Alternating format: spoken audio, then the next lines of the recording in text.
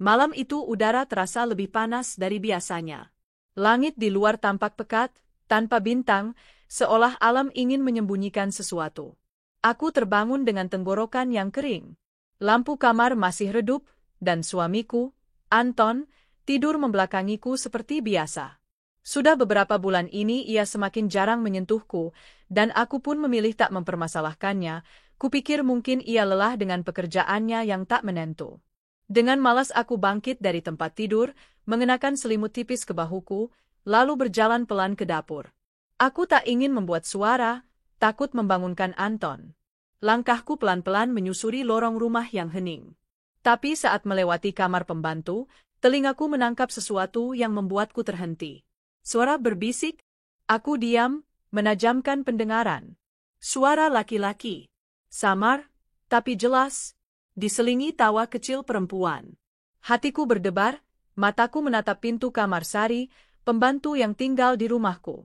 Sari baru bekerja denganku sekitar 8 bulan. Usianya muda, mungkin 20-an. Sikapnya lincah dan bicara seadanya, tapi selama ini aku menganggapnya sopan dan rajin. Aku berdiri mematung, hanya beberapa langkah dari pintu kamarnya. Suara itu terdengar makin pelan, nyaris seperti bisikan lembut yang menyatu dengan kegelapan. Aku ingin berpikir positif, mungkin dia menonton TV atau sedang menelepon lewat earphone. Tapi bukankah itu aneh? Tengah malam, tertawa kecil, dengan suara laki-laki. Aku menggenggam gelas yang kubawa semakin erat. Perasaanku tak enak. Tapi aku memilih mundur, mengurungkan niat menyelidik lebih jauh malam itu. Aku menuju dapur, mengambil air putih, lalu kembali ke kamar. Saat membuka pintu kamar, kulirik lagi Anton yang masih tidur membelakangiku. Napasnya berat dan teratur. Aku diam memandangi punggungnya, ada sesuatu yang terasa tak beres, tapi aku belum tahu pasti apa. Esok paginya aku bangun lebih awal dari biasanya. Kutatap wajah Anton yang masih pulas. Aku menyiapkan sarapan seperti biasa, lalu duduk di ruang makan sambil memperhatikan Sari yang sibuk membersihkan meja. Ia tampak biasa saja, bahkan sempat menyapaku dengan senyum ceria seperti biasa. "Bu, ada rencana hari ini?" tanyanya sambil membawa sapu ke pojok ruangan. Aku hanya menggeleng. "Enggak. Mungkin cuma bersihin rak buku." "Kalau gitu saya lanjut nyapu, ya?" Aku mengangguk, tapi mataku tak lepas dari gerak-geriknya. Di mataku, senyumnya kini terasa berbeda, palsu, penuh sandiwara. Entah kenapa, ada rasa muak yang perlahan merayap di dalam dadaku. Hari itu aku lebih banyak diam. Aku mengamati dari jauh, mencatat dalam hati setiap hal kecil yang tak biasa. Sari lebih sering keluar masuk dapur, dan Anton, dia beberapa kali memanggil Sari untuk hal-hal sepele. Kadang memintanya mengangkat gelas padahal bisa dilakukan sendiri. Kadang memintanya memijat pundaknya dengan alasan pegal. Aku perhatikan semua itu dari balik dinding, dengan perasaan tak karuan. Dulu, Anton bukan seperti ini. Saat awal pernikahan kami, ia pria yang penuh perhatian, rajin membantu di rumah, bahkan terlalu banyak mengatur. Tapi sejak usahanya bangkrut 2 tahun lalu, Anton berubah.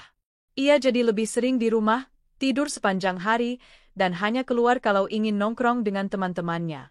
Sementara aku, banting tulang dari membuka usaha kecil-kecilan sampai sekarang berhasil mengelola catering yang cukup laris. Aku sempat berpikir, mungkin Anton hanya sedang kehilangan arah. Tapi belakangan ini, ia seperti terlalu nyaman hidup mengandalkan hasil kerjaku. Dan kini, ditambah dengan keganjilan hubungan antara dia dan Sari, hatiku semakin gelisah. Malam berikutnya aku kembali terbangun. Kali ini bukan karena haus, tapi karena firasat yang sama. Jam dinding menunjukkan pukul 1.20. Aku diam, menajamkan pendengaran. Lagi-lagi, suara bisikan. Tapi kali ini lebih jelas.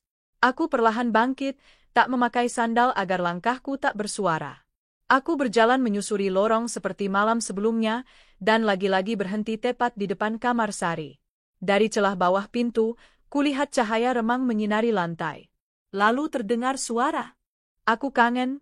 Suara pria itu. "Jangan di sini terus, Mas, ketahuan nanti." Bisik suara perempuan. Itu suara Sari. Jantungku berdetak kencang. Tidak mungkin. Aman, kok. Dia tidur nyenyak, jawab si pria.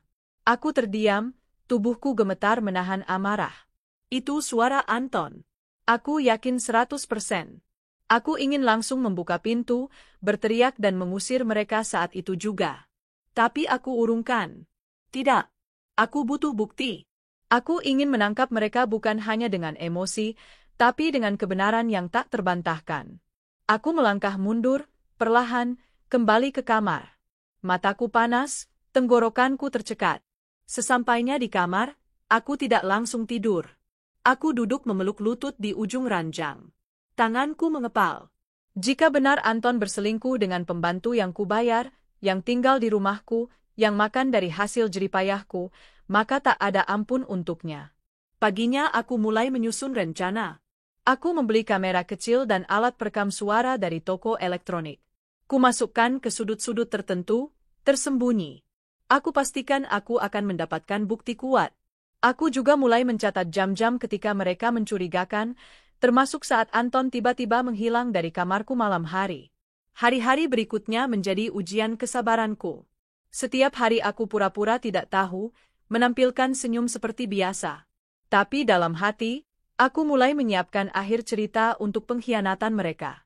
Yang membuatku tambah muak adalah ketika Anton bersikap seolah tak terjadi apa-apa. Ia masih memanggilku, sayang, saat butuh uang, masih menyentuh tanganku sesekali, seolah rumah tangga kami tak sedang di ujung kehancuran. Dan Sari, oh, betapa menjijikannya melihat dia mencuci baju kami sambil bersenandung kecil, seolah dia perempuan polos yang tak menyimpan rahasia menjijikkan di balik wajah manisnya. Sampai akhirnya, pada suatu malam, aku menangkapnya dengan mata kepala sendiri. Tapi itu adalah bagian selanjutnya. Pagi setelah malam kutangkap suara mereka lagi, aku menatap wajah Anton yang tertidur lelap di sampingku.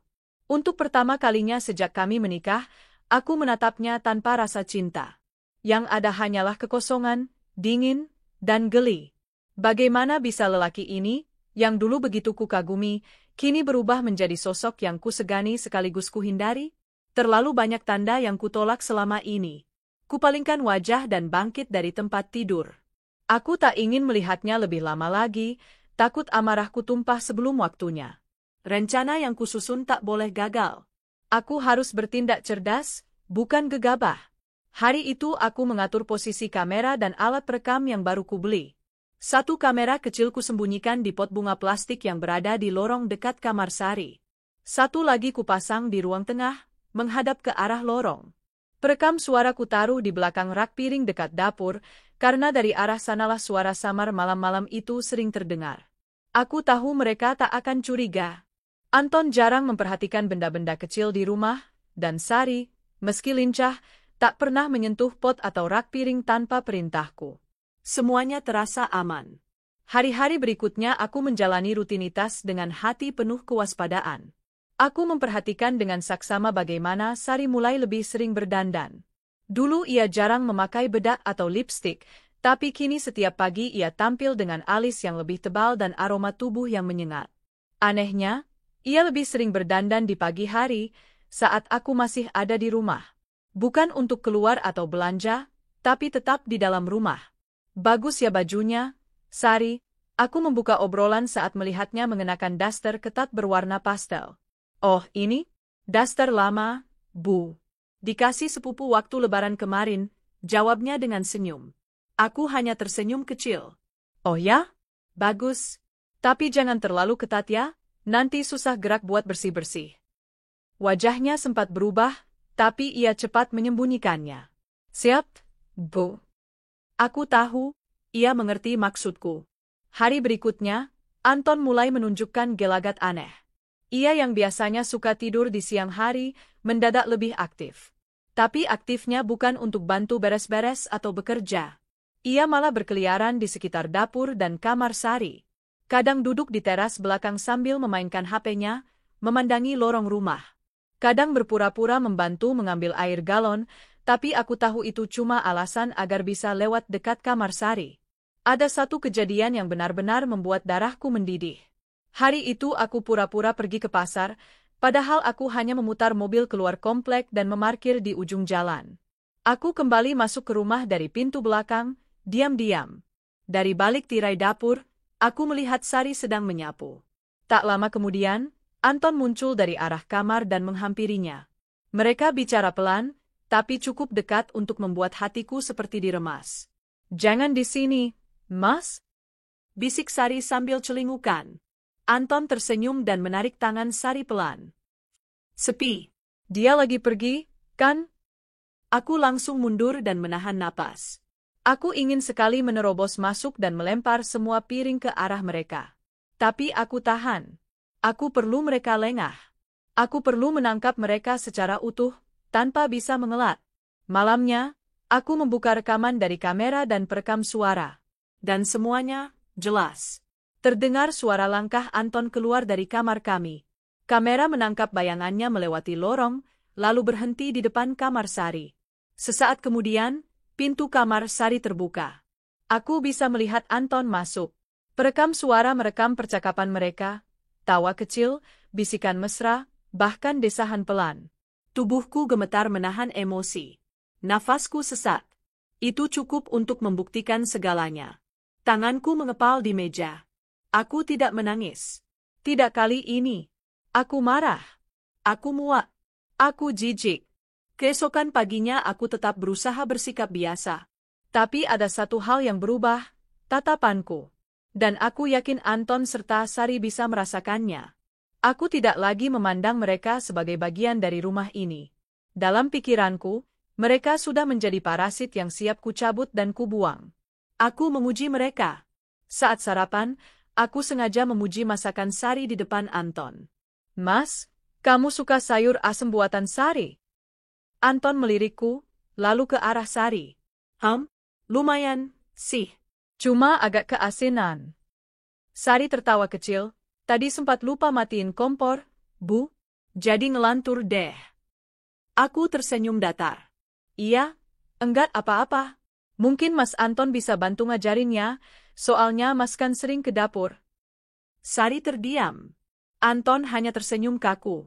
Aku puas melihat wajah mereka yang mulai cemas. Sorenya, aku menyiapkan semuanya. Kundur rekaman video dan suara ke laptopku. Aku simpan juga di flash disk dan 2 ponsel cadangan. Aku tahu Anton bisa sewaktu-waktu merampas ponselku kalau panik. Tapi kali ini, aku lebih siap. Aku bukan istri bodoh yang hanya bisa menangis saat disakiti. Malam harinya, aku kembali pura-pura tidur lebih awal. Kali ini aku menyimpan ponsel dengan kamera menyala menghadap ke arah pintu kamar.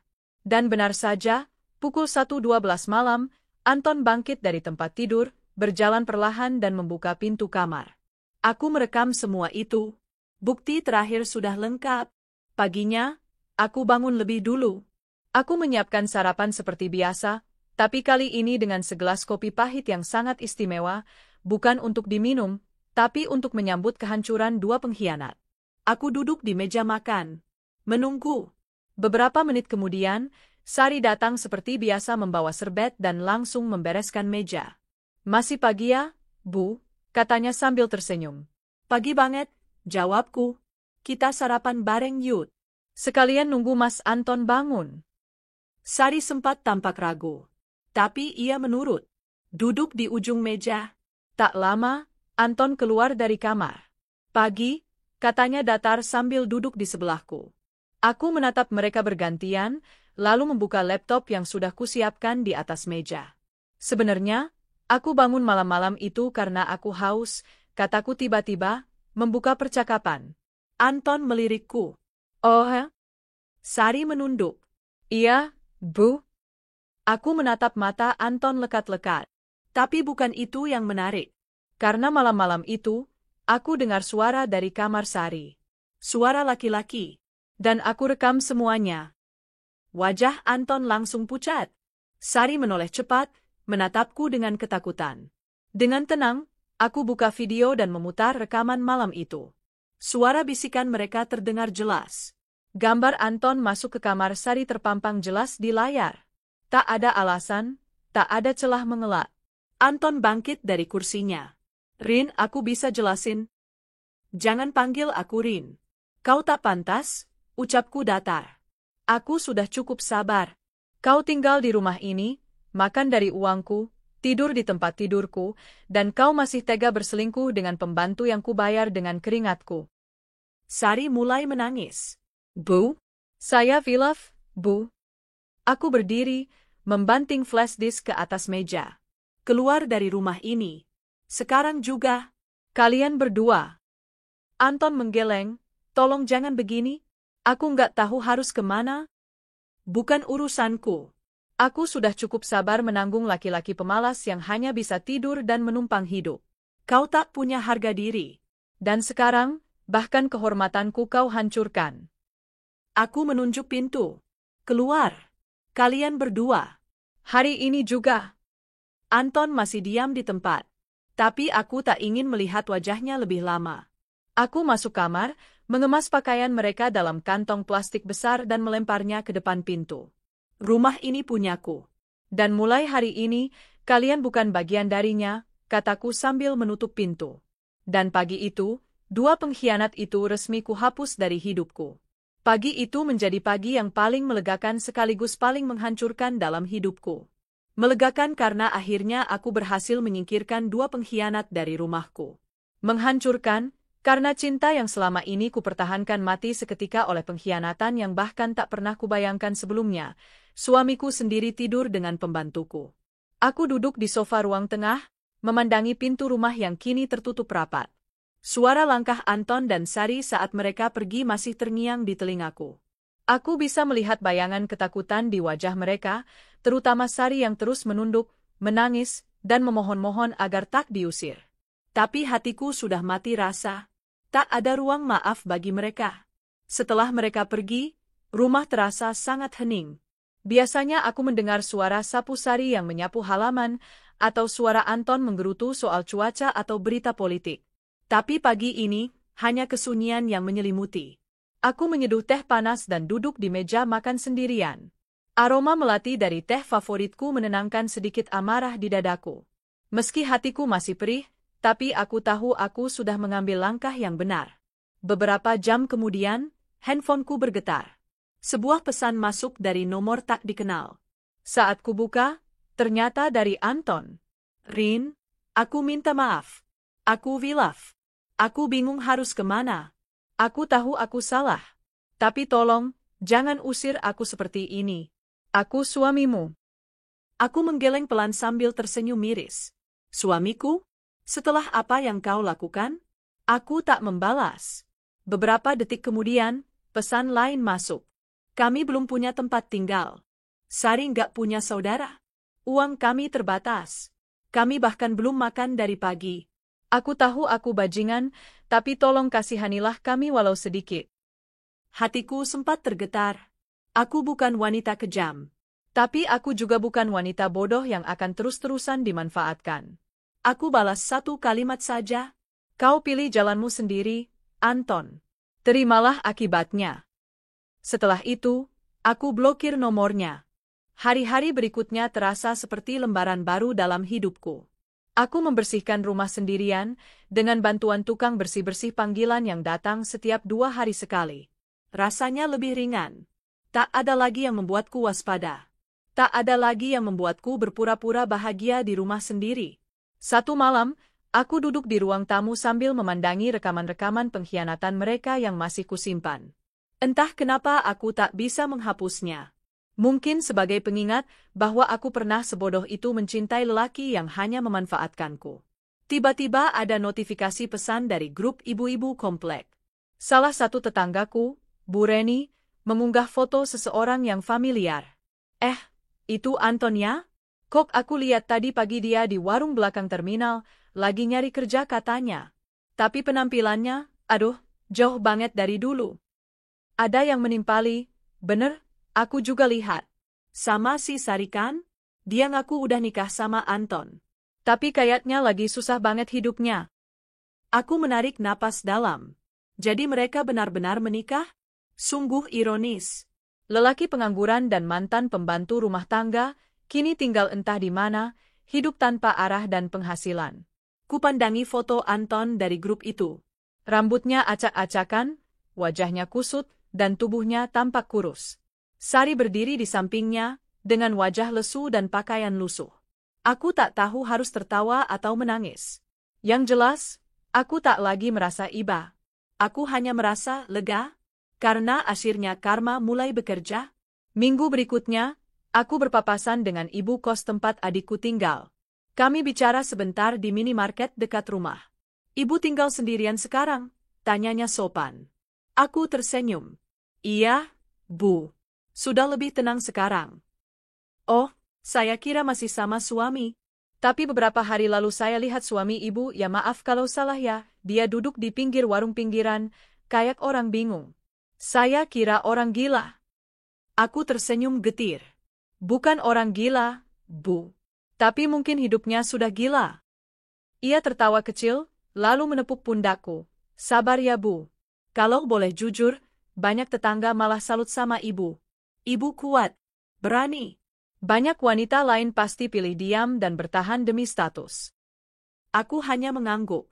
Tak ada yang perlu dibanggakan dari rumah tangga yang dijalani sendirian. Tapi aku sadar satu hal, aku tak butuh lelaki yang hanya tahu menyakiti dan bergantung. 2 minggu kemudian, aku mendengar kabar bahwa Anton dan Sari pindah ke kontrakan sempit di ujung desa. Mereka tak sanggup membayar kos di kota. Kontrakan itu dikenal sebagai tempat tinggal buruh kasar, pengangguran, dan orang-orang yang hidupnya terpuruk. Dan benar saja, Anton kini kerja serabutan. Kadang jadi tukang parkir, kadang bantu angkat barang di pasar. Sementara Sari, dia sempat mencoba bekerja sebagai art lagi. Tapi beberapa orang sudah tahu latar belakangnya, dan tak ada yang mau menerima. Di desa, kabar buruk menyebar lebih cepat dari api. Suatu sore, aku iseng berkendara ke arah desa itu. Aku tidak berniat mengusik mereka, hanya ingin melihat dengan mata kepala sendiri seperti apa nasib 2 pengkhianat itu sekarang. Dari kejauhan, aku melihat Anton duduk di depan warung kecil. Bajunya lusuh, sandal sebelahnya putus, dan wajahnya penuh kelelahan. Ia menatap kosong ke jalan, seperti lelaki yang telah kehilangan segalanya. Di sebelahnya, Sari terlihat sedang marah, mulutnya komat-kamit sambil menunjuk-nunjuk Anton. Aku tak bisa dengar apa yang mereka bicarakan, tapi aku tahu itu bukan kehidupan yang bahagia. Aku menepikan mobilku jauh dari tempat mereka. Kupandangi sebentar, lalu kuputar balik. Hatiku tenang. Tak ada dendam yang tersisa. Hanya keyakinan bahwa setiap luka yang kau berikan pada orang yang tulus akan kembali padamu berkali-kali lipat. Malam itu aku tidur lebih nyenyak dari biasanya. Tak ada suara berbisik di lorong rumah. Tak ada firasat gelap yang menghantuiku. Tak ada ketakutan bangun tengah malam karena suami tak ada di sampingku. Aku sendiri. Tapi aku bahagia. Dan malam itu aku berjanji pada diriku sendiri. Tak akan kubiarkan ada lelaki manapun menginjak harga diriku lagi. Sudah hampir sebulan sejak aku mengusir Anton dan Sari dari rumah. Hidupku mulai kembali tertata. Meski masih sendiri, tapi kesendirian ini terasa lebih menenangkan daripada bertahan dalam rumah tangga yang penuh kebohongan. Rumahku lebih sunyi, tapi juga lebih damai. Tak ada lagi bisik-bisik di malam hari, tak ada lagi kepura-puraan yang menyayat hati. Namun di balik semua itu, aku tahu ada satu bagian dari diriku yang belum sepenuhnya tuntas, amarah. Bukan karena pengkhianatan mereka saja, tapi karena cara mereka mempermainkanku seperti orang bodoh. Seolah aku tak punya mata dan tak punya harga diri. Dan hari ini, amarah itu akhirnya menemukan jalannya. Siang itu aku sedang duduk di beranda, menikmati teh melati hangat sambil membaca koran. Seorang tetangga, Bu Yuni, datang menghampiri. Ia membawa sekantung pisang goreng. Ini, Bu Rina, tadi saya goreng lebih. Cobain ya, katanya ramah. Aku tersenyum. Wah, makasih banyak, Bu. Ia duduk di sebelahku. Setelah basa-basi sebentar, ia mulai menatapku dengan pandangan yang ragu. Aku sudah bisa menebak, pasti ada sesuatu yang ingin dia sampaikan. Bu Rina, maaf ya, ini cuma mau cerita aja. Tadi pagi saya ke pasar. Ketemu Anton. Aku berhenti mengaduk teh. Lalu, dia nanya-nanya soal ibu. Katanya, dia nyesel. Dia bilang hidupnya sekarang kayak neraka. Katanya Sari sering marah-marah, mereka nggak punya uang, dan dia jadi bahan gunjingan di desa. Aku hanya tersenyum kecil. Pantas saja baru sebentar jadi gelandangan, sudah kangen kenyamanan. Bu Yuni tertawa. Iya, Bu. Dan, Maaf, katanya dia mau datang ke sini. Minta maaf langsung. aku menghela napas panjang. Biarin aja. Mau datang silakan, tapi aku nggak janji akan ramah. Sore harinya, benar saja, mobil pick-up tua berhenti di depan rumah. Dari dalam turun seorang pria kurus dengan pakaian lusuh. Anton. Aku berdiri di balik pintu, tak langsung membukakan. Tapi ia mengetuk perlahan sambil memanggil. Rina, aku tahu kamu dengar. Aku cuma mau ngomong sebentar. Aku membuka pintu, berdiri dengan tangan terlipat di dada. Ada apa lagi, Anton? Ia menunduk, seolah tahu bahwa wajahnya sudah tak layak dipandang. Aku cuma mau minta maaf. Aku nyesel, Rin. Aku hilaf. Aku tergoda. Tapi setelah semuanya hancur, aku sadar cuma kamu yang benar-benar sayang sama aku. Aku menatapnya tajam. Sayang? Kamu tahu nggak, Anton? Sayang itu artinya menghormati. Bukan mengkhianati istri sendiri di rumahnya, di tempat tidur yang dia perjuangkan, dengan pembantu yang dia bayar. Anton menunduk lebih dalam. Aku salah besar. Sari juga ternyata bukan seperti yang aku kira. Dia sering bentak-bentak, minta ini itu, nggak bisa bantu kerja juga. Aku pikir dia tulus, tapi ternyata... Aku tertawa dingin. Jadi sekarang kamu mau datang balik ke aku karena dia gak sesuai ekspektasimu? Astaga, kamu pikir aku ini tempat penampungan? Anton mengangkat wajahnya, matanya memerah. Aku kehilangan arah, Rin. Aku butuh kamu. Tolong, aku nggak minta balikan, aku cuma butuh dimaafkan. Aku capek hidup kayak sekarang. Aku menatapnya lekat-lekat. Maaf? Kalau itu yang kamu minta, aku kasih. Tapi bukan karena kamu pantas dimaafkan.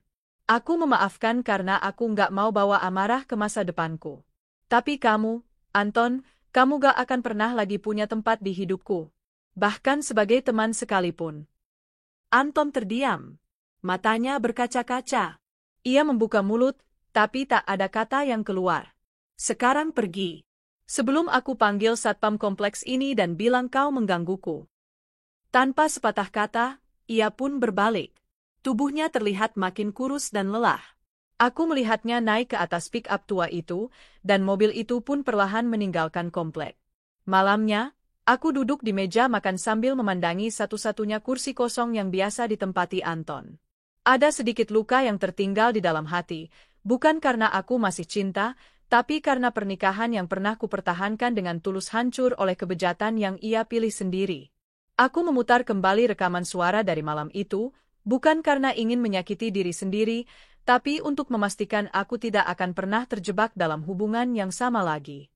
Aku ingin selalu ingat bahwa cinta tanpa penghormatan hanya akan berubah menjadi racun. Beberapa hari kemudian, kabar menyebar cepat. Aku tak tahu siapa yang menyebarkannya, mungkin salah satu tetangga yang melihat Anton datang ke rumahku.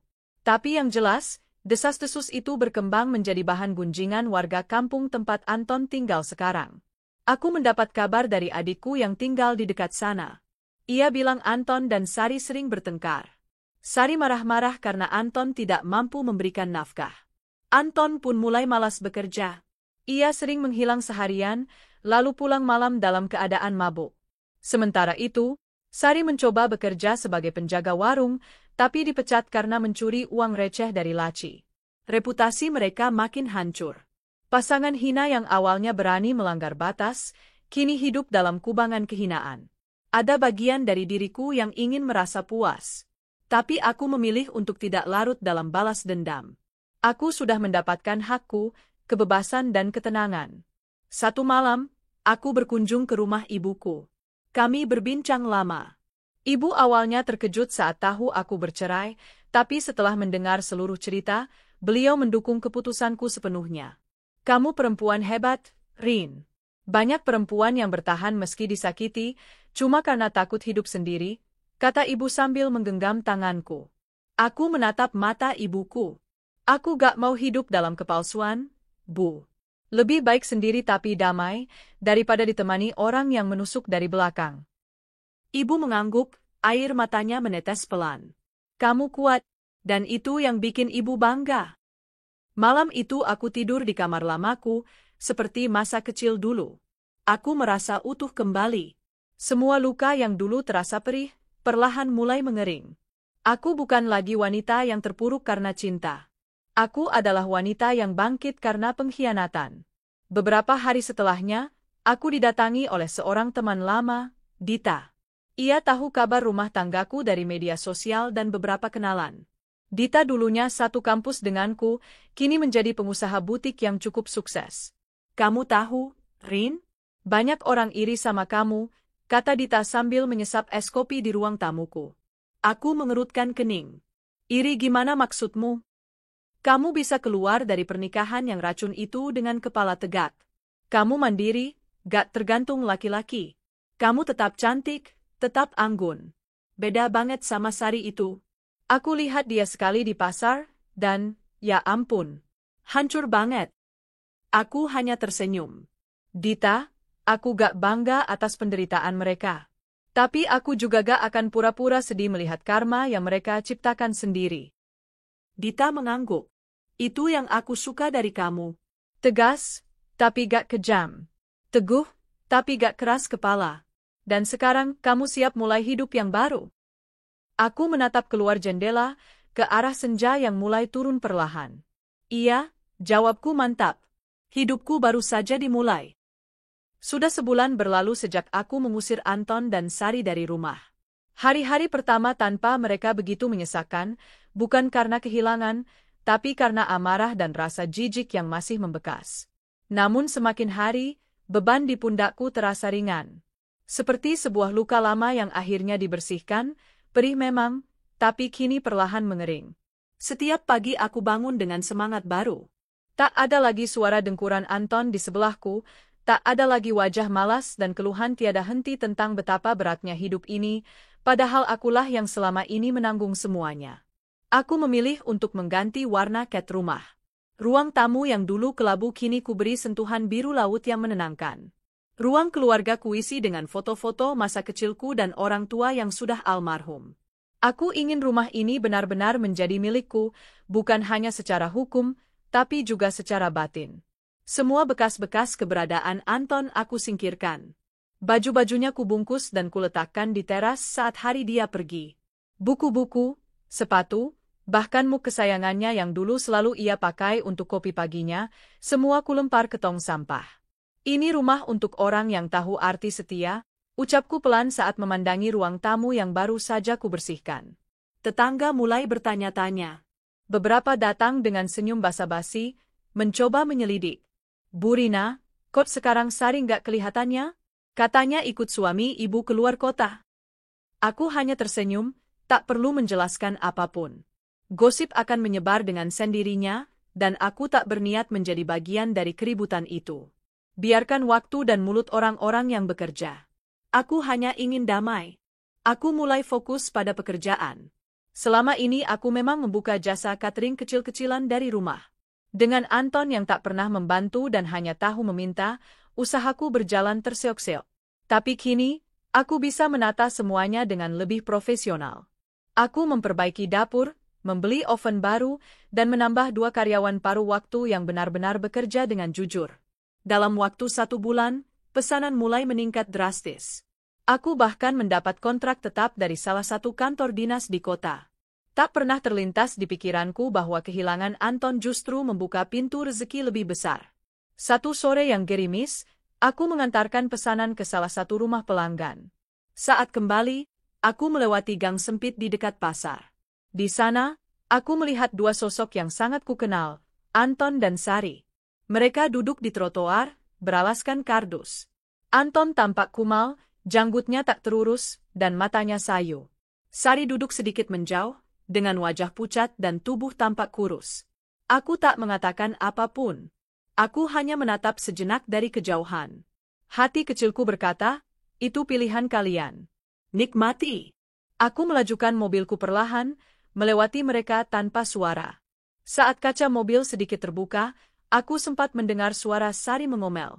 Ini semua salah kamu. Kalau kamu nggak ketahuan, Kita nggak akan seperti ini. Anton tak menjawab. Ia hanya menunduk dalam diam. Malamnya, aku duduk di balkon, menyeduh teh hangat. Di hadapanku bulan menggantung dengan anggun. Aku mengingat semua yang terjadi dalam 2 bulan terakhir, dari pengkhianatan, pengusiran, sampai pada titik ini di mana aku merasa tenang. Aku tak menyesali keputusanku. Justru aku merasa bersyukur. Tuhan sudah membuka mataku lebih cepat. Aku membayangkan andai aku terus bersama Anton, mungkin aku akan terus hidup dalam rumah yang dingin meski ada orang di sampingku, dalam pernikahan yang hanya kulit tanpa isi. Seorang teman lamaku, Nia, menelepon malam itu. "Rin, kamu luar biasa. Kalau aku di posisi kamu, entah aku bisa sekuat itu atau tidak." Aku tertawa kecil. Aku cuma perempuan biasa yang muak dibohongi. Kalau kamu ada di posisiku, kamu pasti bisa juga. Sekarang kamu bahagia? Aku menatap langit. Aku bebas. Itu sudah cukup. Tak lama kemudian, aku mulai mengembangkan usahaku. Aku membuka sebuah kedai kecil yang menjual makanan rumahan dengan menu yang selalu berganti setiap hari. Kutamakan kualitas rasa dan pelayanan. Aku ingin semua orang yang datang merasa seperti makan di rumah ibu mereka sendiri. Kedai itu ramai. Bahkan seorang wartawan lokal pernah mewawancaraiku dan menulis artikel berjudul "Dari Rumah Tangga Hancur Menjadi Ratu Dapur di Kota Sendiri". Setiap kali pelanggan bertanya tentang kisah hidupku, aku hanya tersenyum. Tak perlu menyebar aib. Biarlah orang mengenal Rina karena kemampuannya, bukan karena masa lalunya. Suatu hari, seorang remaja laki-laki datang ke kedai. Ia tampak kikuk dan duduk sendirian. Setelah makan, ia mendekatiku. "Tante, maaf, saya anaknya Pak Anton." Aku tercekat. Jantungku berdetak cepat. "Ibu saya, Sari, dia sekarang sakit. Ayah juga, sedang kesulitan cari kerja. Kami nggak punya biaya buat berobat. Saya cuma ingin tahu, apa tante bisa bantu? Nggak harus uang, makanan saja juga nggak apa-apa." Anak itu menunduk. Ia bicara dengan nada malu dan penuh harap. Aku diam. Ingin rasanya berkata, tidak, tapi melihat matanya, aku tahu dia tak bersalah. Dia bukan pelaku, dia hanya korban dari orang tua yang egois. Aku mengambil beberapa makanan dari dapur dan memberinya. "Ini, ambil. Tapi jangan kembali. Aku sudah selesai dengan ayahmu." Dia menunduk dan mengucap terima kasih lirih. Setelah itu, aku benar-benar menutup bab masa lalu. Aku tak ingin tahu lagi kabar Anton dan Sari. Biarlah mereka hidup seperti pilihan mereka dulu. Aku sudah cukup mengulurkan tangan untuk anak mereka, karena dia tak pantas menanggung malu akibat orang tuanya. Kini, hidupku penuh warna. Aku belajar menari, ikut komunitas perempuan mandiri, dan sesekali berlibur ke luar kota bersama teman-temanku. Aku menikmati hari-hariku dengan damai. Dan setiap kali malam tiba, ketika aku berjalan ke dapur untuk mengambil air, aku tak lagi takut akan suara berbisik dari kamar pembantu. Karena sekarang, kamar itu kosong. Sunyi. Tapi justru itulah ketenangan sesungguhnya. Tak ada lagi pengkhianatan. Tak ada lagi luka. Yang tersisa hanyalah aku dan kedamaian. Sudah hampir setahun sejak rumah ini terasa benar-benar milikku. Aku berjalan tenang di pagi hari, membuka jendela lebar-lebar dan menghirup udara segar. Burung-burung berkicau di pepohonan belakang rumah, dan wangi kopi serta roti panggang menyambutku di dapur. Ya, ini kehidupanku sekarang, tanpa suami pemalas dan pembantu pengkhianat. Aku tak pernah mengira bisa sampai ke titik ini. Dulu, setiap malam terasa seperti neraka. Setiap suara kecil membuatku waspada. Setiap tarikan napas saat tidur terasa curiga. Tapi kini, aku tidur nyenyak tanpa rasa takut, tanpa rasa was-was. Namun ternyata, luka lama tak benar-benar bisa ditinggalkan. Ada kalanya, meski aku merasa telah sembuh, semesta seolah menguji keberanianku untuk kembali berdiri tegak. Pagi itu, aku sedang mempersiapkan pesanan catering untuk salah satu acara syukuran rumah. Di antara kesibukan menggoreng dan membungkus, karyawan baruku, Tika, datang menghampiriku dengan wajah cemas. "Bu Rina, ada tamu," katanya penting sekali, dan sepertinya Bapak Anton. Tanganku refleks berhenti mengaduk tumisan. Aku menarik napas pelan, lalu menoleh. Dia nunggu di mana? Di depan, Bu. Saya suruh tunggu di kursi teras. Aku membersihkan tanganku, melepas celemek, lalu berjalan ke depan. Dan benar saja, di sana duduk Anton. Tapi wajahnya jauh berbeda dari terakhir kali aku lihat. Tubuhnya kurus, rambut acak-acakan, wajahnya tampak kelelahan dan jauh lebih tua dari usianya. Dia berdiri saat melihatku. Rin. Aku hanya memandangi dia dingin. Ada apa kesini? Aku cuma mau bicara. Sebentar saja. Cepat.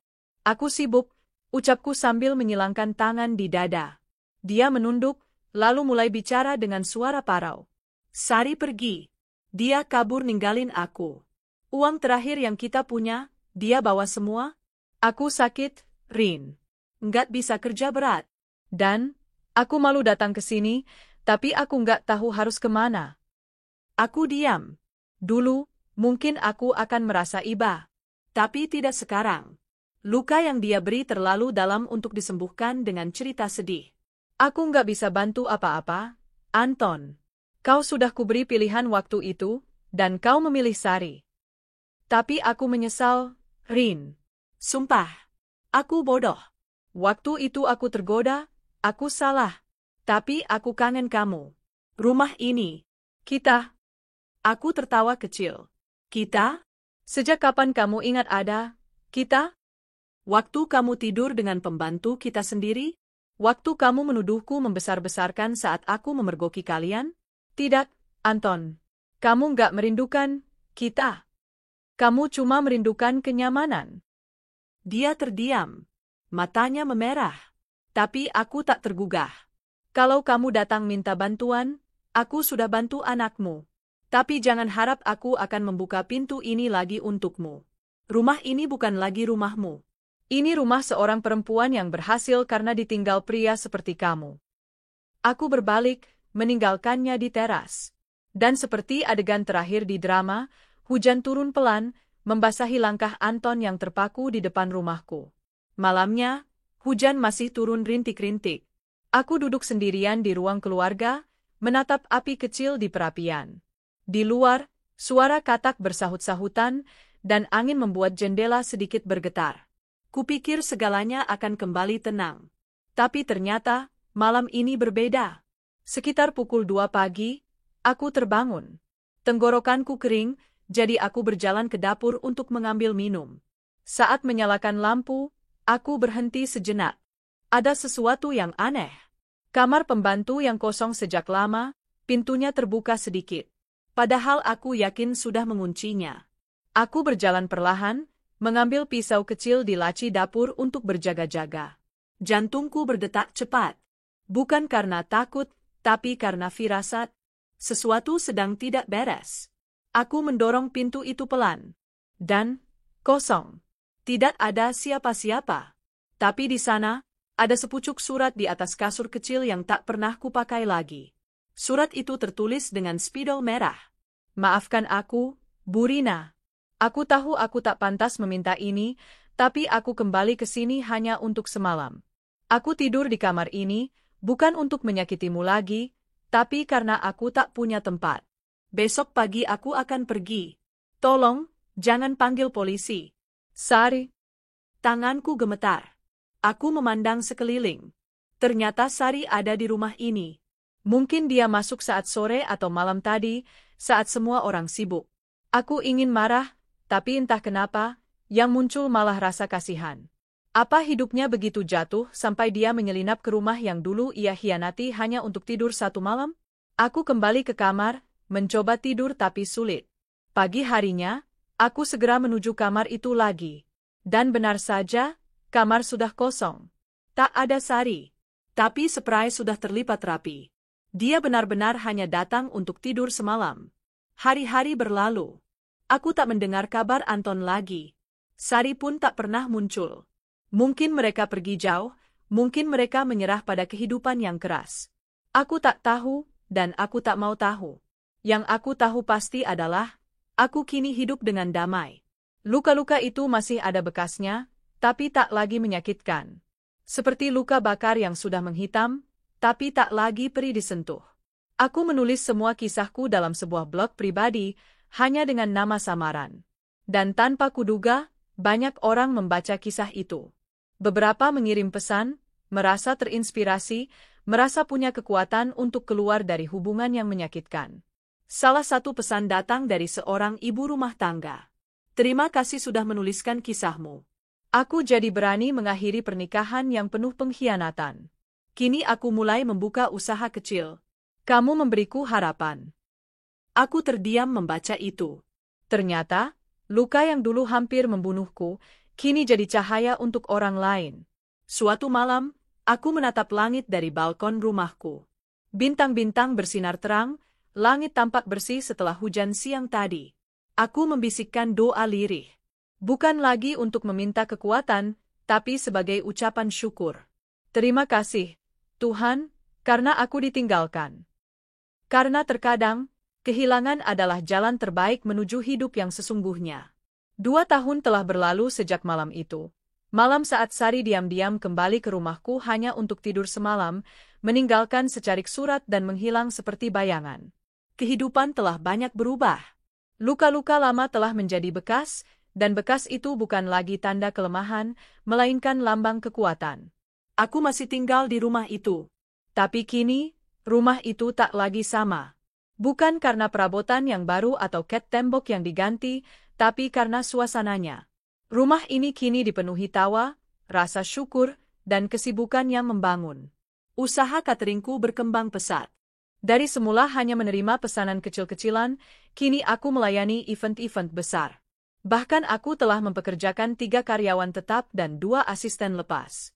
Tika, yang dulu hanya membantu sesekali, kini menjadi kepercayaanku. Dia bukan hanya rekan kerja, tapi juga seperti adik sendiri. Pagi itu aku duduk di meja makan, membaca pesan-pesan masuk dari pembaca blog pribadiku. Blog itu ternyata tumbuh menjadi komunitas. Banyak perempuan yang berkisah tentang perjuangan mereka keluar dari hubungan toksik, tentang luka yang mereka sembuhkan sendiri, dan tentang hidup yang akhirnya mereka raih meski penuh air mata. Aku terharu. Ternyata, penderitaanku dulu tidak sia-sia. Semua itu menjadikanku alat untuk menyuarakan harapan bagi yang lain. Tika datang membawakanku segelas teh hangat. Bu Rina, hari ini ada yang mau ketemu, katanya pembaca blog ibu. Sudah janjian lewat email. Oh, iya, aku lupa, ujarku sambil tersenyum. Tak lama kemudian, seorang perempuan muda muncul di depan pintu. Dia mengenakan pakaian sederhana, wajahnya tampak lelah tapi matanya penuh semangat. Assalamualaikum. Bu Rina, sapanya ragu. Waalaikumsalam. Silakan masuk. Kamu pembaca blogku? Dia mengangguk. Saya, namaku Siska. Saya dulu hampir bunuh diri karena suami saya berselingkuh dan mempermalukan saya di depan keluarganya. Tapi saya baca tulisan ibu, dan saya putuskan untuk kabur. Sekarang saya sedang proses cerai, dan saya mulai usaha kecil-kecilan. Tapi, saya ingin belajar lebih banyak. Saya siap bantu ibu tanpa dibayar. Mataku memanas. Betapa luar biasanya kekuatan dari kisah yang dibagikan dengan jujur. Aku memeluknya erat. Kamu bukan pembantu, kamu pejuang. Dan pejuang tidak butuh belas kasihan, tapi kesempatan. Sejak hari itu, Siska pun menjadi bagian dari keluargaku. Ia membantuku di dapur, belajar manajemen pesanan, bahkan mulai menulis kisahnya sendiri di blog. Dan aku tahu, suatu hari nanti, dia akan menyembuhkan orang lain melalui kisahnya, seperti aku. Namun hidup tak selalu tenang. Suatu malam, aku kembali mendengar suara dari kamar pembantu. Kamar itu sudah lama kosong, karena sekarang para karyawanku pulang ke rumah masing-masing. Tapi malam itu, saat aku hendak ke dapur untuk minum, aku mendengar suara berbisik. Suara samar yang membuat bulu kuduku berdiri. Kali ini aku tak panik. Aku berjalan pelan, membawa senter dan membuka pintu kamar itu. Kosong. Tapi di lantai, aku menemukan syal merah tua, syal yang dulu sering dipakai Sari. Aku terdiam. Mungkinkah dia datang lagi? Tapi tak ada surat. Tak ada jejak lain. Hanya syal itu dan udara dingin yang menguar dari kamar. Aku memilih untuk tak terlalu memikirkannya. Mungkin itu hanya kenangan yang mengendap terlalu dalam hingga muncul kembali dalam bentuk ilusi. Suatu hari, saat aku dan Siska tengah merapikan dokumen untuk pengurusan izin usaha baru, seseorang datang membawa kabar mengejutkan. Dia adalah petugas rumah sakit pemerintah. Katanya, ada seorang pasien perempuan parubaya tanpa identitas yang jatuh pingsan di depan masjid dan dibawa ke UGD. Saat sadar, dia hanya menyebut namaku dan alamat rumahku. Hatiku langsung berdebar. Aku ikut ke rumah sakit bersama petugas itu. Dan saat tirai bilik rumah sakit disibat, aku membeku. Sari. Tubuhnya kurus, kulitnya kusam, matanya cekung. Tapi dia masih mengenali aku. Dan saat aku duduk di sisinya, air matanya langsung jatuh. Rin, aku minta maaf. Aku menggenggam tangannya. Aku tak tahu harus berkata apa. Anton meninggal 6 bulan lalu. Kecelakaan. Aku sempat tinggal di jalanan. Aku malu. Aku salah. Aku jahat. Tapi malam itu, malam aku tidur di rumahmu, aku cuma ingin merasa aman, meski sebentar. Aku menarik napas dalam. Semua kenangan kembali mengalir. Luka lama yang sudah mengering kini terasa ditusuk kembali, tapi tak sepedih dulu. Kenapa kamu datang sekarang? Tanyaku pelan. Aku sakit, Rin. Paru-paru. Dokter bilang waktuku nggak lama lagi. Aku cuma pengen minta maaf. Aku diam cukup lama. Lalu aku berkata, kamu akan tinggal di rumahku sampai kamu sembuh, atau sampai waktumu habis. Matanya membelalak. Apa? Kamu nggak benci aku? Aku tersenyum lemah. Aku sudah belajar memaafkan, Sar. Bukan karena kamu pantas dimaafkan. Tapi karena aku berhak hidup damai. Sari tinggal di salah satu kamar belakang. Tika dan Siska membantunya makan, membersihkan tubuh, dan memberinya obat. Perlahan-lahan dia mulai membaik secara fisik, meski batinnya tetap penuh rasa bersalah. Suatu malam, dia memanggilku. Rin, boleh aku minta satu permintaan terakhir? Apa itu? Kalau aku mati, tolong, jangan kubur aku sebagai orang tak dikenal. Tolong tulis di batu nisanku. Sari, yang pernah salah, tapi mencoba memperbaiki sebelum akhir. Aku menahan air mata dan mengangguk. Aku janji. Beberapa minggu kemudian, dia pergi. Dalam tidurnya. Dengan tenang. Aku menangis. Bukan karena kehilangan, tapi karena akhirnya luka kami berdua benar-benar selesai. Aku kuburkan dia di pemakaman umum, dengan nisan seperti yang ia minta. Dan saat aku pulang ke rumah, kamar pembantu itu terasa benar-benar kosong untuk pertama kalinya. Tak ada suara. Tak ada bisikan. Hanya keheningan yang damai. Kini, setiap malam saat aku berdiri di depan cermin, aku melihat perempuan yang berbeda. Dulu aku adalah istri yang dikhianati, ditinggalkan, dan diremehkan. Tapi sekarang aku adalah pemilik bisnis sukses, penulis yang menginspirasi, dan perempuan yang berani memaafkan mereka yang menghancurkannya. Dan yang paling penting, aku tidak lagi takut. Tak takut pada kesepian. Tak takut pada masa lalu. Tak takut membuka pintu rumah, atau hatiku, untuk mereka yang datang membawa luka. Karena aku tahu, aku lebih kuat dari rasa takut itu. Dan rumah ini, akhirnya menjadi rumah yang penuh cahaya. Bukan karena lampu yang terang, tapi karena di dalamnya, tinggal jiwa-jiwa yang pernah hancur, tapi memilih bangkit kembali.